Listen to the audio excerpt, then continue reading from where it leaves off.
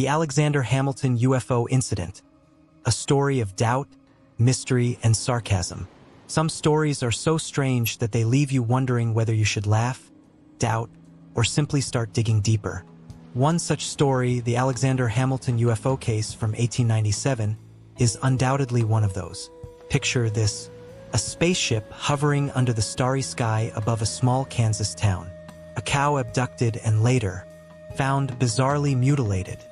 And a debunking story that seemingly closed the case. But is the case really closed? Or are we overlooking critical details? In this article, we'll dive into the mystery of the Alexander Hamilton UFO incident, often cited as one of the first UFO-related cattle mutilations in modern history. We'll explore why the widely accepted hoax explanation might be more fragile and questionable than it appears.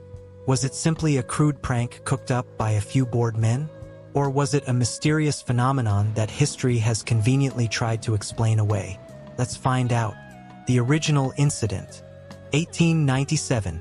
For a quick recap, this is one of the most iconic stories from the great airship wave of the 1890s, a time when sightings of mysterious flying craft were reported across the United States. The witness, Alexander Hamilton, a well-respected member of the Lou Roy, Kansas community. He was a lawyer, teacher, former state legislator, and a member of the House of Representatives. The event, Hamilton claimed that one night, an airship appeared over his cattle pen. He and his family saw approximately 6 strange beings aboard. The ship allegedly abducted one of his heifers, and the animal's mutilated remains were found the following day. The corroboration. Hamilton provided a notarized affidavit to support his story, which was signed by 11 other respected figures in the community, including the sheriff, a doctor, a banker, and a justice of the peace. These individuals attested to Hamilton's character and truthfulness. The hoax explanation, 1970s.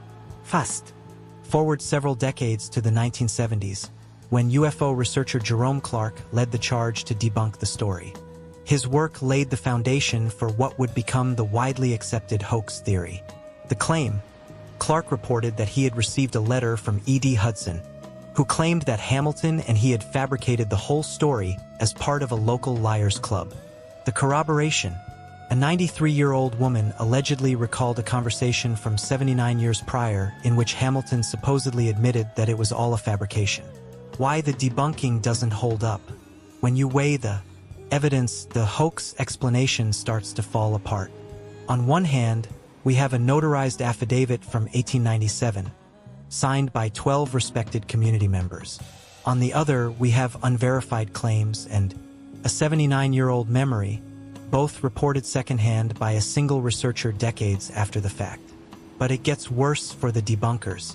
According to Christopher O'Brien's 2014 book, Stalking the Herd, there are significant problems with the debunking story. No published evidence. O'Brien couldn't find any independent sources to corroborate the letters that Clark cited. We only have Clark's report of those letters. The Liars Club mystery. O'Brien also couldn't find any proof that a Liars Club existed in or around Lou Roy, Kansas, as Clark had suggested. The confession that wasn't. This is where things get really interesting. The debunking theory claims that Hamilton later wrote a letter admitting he had lied. But O'Brien's research reveals that this confession was actually sarcasm at its finest. Here's what Hamilton actually wrote. Yours of the May 27th came in due time, but I had so many of the same kind to answer that I have just reached your letter. And in answer to your inquiry about the airship, I will freely confess to you, as you are an editor, that I lied about it. I am sure now that it was a lightning bug with a cow hair in one foot and an ant crawling up the hair. I must have taken the lightning bug for the airship, the hair for the cable, and the ant for the cow. The whole thing must have been an optical illusion. Now, my dear sir, please do not say anything about this letter, for you are the only person that I have confessed the truth to, and I only do this because you are an editor, and I will not lie to the editor of a county newspaper intentionally. Yours with respect, A. Hamilton. It's clear that this is not a serious confession. This is a man fed up with being labeled a liar, responding sarcastically to an editor who kept pestering him. Presenting this as a genuine apology or confession is incredibly misleading. A final twist, the resignation, adding another layer of intrigue. O'Brien's research. Could this have been due to public embarrassment? Or was there pressure from the fallout of his UFO story? It's hard to say, but it definitely raises more questions than it answers. People rarely resign from such positions unless there's a deep underlying motivation, be it personal, political, or social. My question for you, given all this, the case seems to remain wide open. The debunking story appears to rely on second-hand accounts, a sarcastic letter, and a liar's club that has yet to be proven.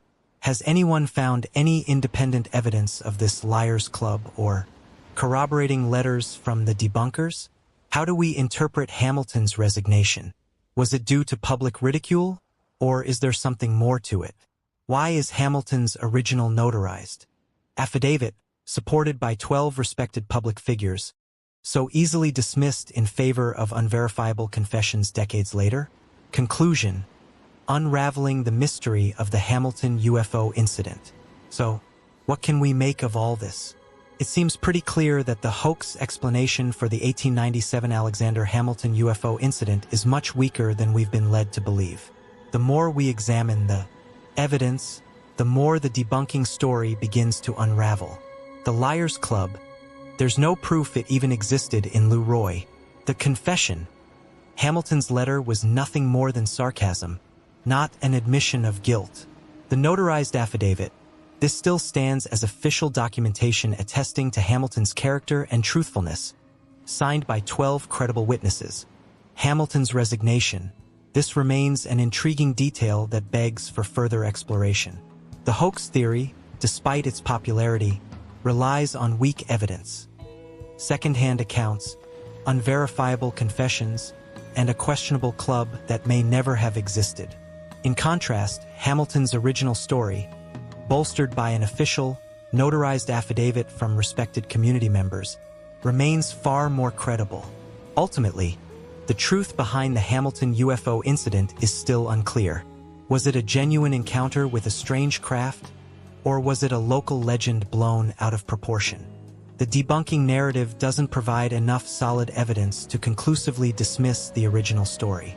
Final thoughts for you. So, what do you think? Have you found any independent evidence to support the Liars Club theory or the debunking letters? What should we make of Hamilton's resignation? Was it a cover-up or simply an unfortunate response to public embarrassment? Why is the original notarized affidavit so easily dismissed, while a sarcastic confession is still taken seriously? The debunking narrative doesn't hold up when you examine it closely. The case for the UFO encounter remains open, and it deserves to be revisited with a critical eye. What are we missing here?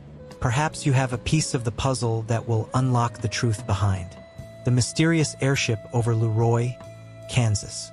Let's keep this conversation going. The mystery is still waiting to be solved.